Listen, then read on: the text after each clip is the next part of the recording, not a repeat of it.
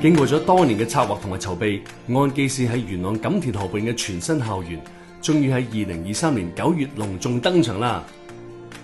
喺呢個優美嘅校園，學生將會有多樣化嘅學習機會，裝備佢哋成為負責任感、無懼挑戰嘅未來主人翁。除咗包括安基斯第4間國際幼稚園之外，仲增設咗具英國課程色彩嘅小學部。明年我哋喺現有基礎下招收幼稚園、小學1、2、3年級嘅學生，進一步擴展學校嘅規模，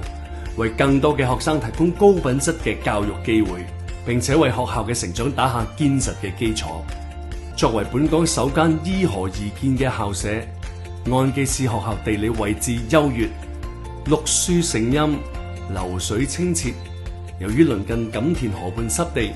學生可以享受豐富嘅自然資源，進行戶外活動同埋生態考察，培養學生對環保生態嘅意識。河畔美景令安基斯學校獲得港版劍橋嘅美譽。除此之外，我哋擁有一流嘅體育設施，包括室內恆溫游泳池、網球場、籃球場、足球場，為學生提供多樣化嘅體育活動。我哋嘅學生從幼稚園開始就可以享受優質而且全面嘅學習體驗，促進全人發展。為咗配合時代嘅需要，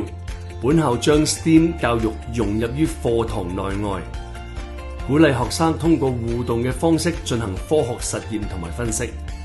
而學校優秀嘅教師團隊，利用豐富嘅教學經驗同埋專業嘅知識，喺教學過程中扮演着極關鍵嘅角色，引導學生思考同埋探索，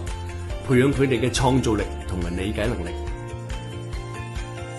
最近，我哋安基斯舉辦咗2024安基斯聯校親子運動嘉年華，開放俾校內同埋校外嘅人士參加，全日吸引咗超過4200位家長同小朋友，場面熱鬧。喺呢個嘉年華會入邊有唔少嘅攤位同埋遊戲，都融入咗 STEAM 嘅元素，實行寓學習於娛樂。喺呢個充滿愛同埋關懷嘅學習環境之中，我哋相信每個孩子都係獨一無二，每一個都擁有無限嘅潛能等待發掘。我哋致力將安基斯嘅各種價值融入學校每個層面，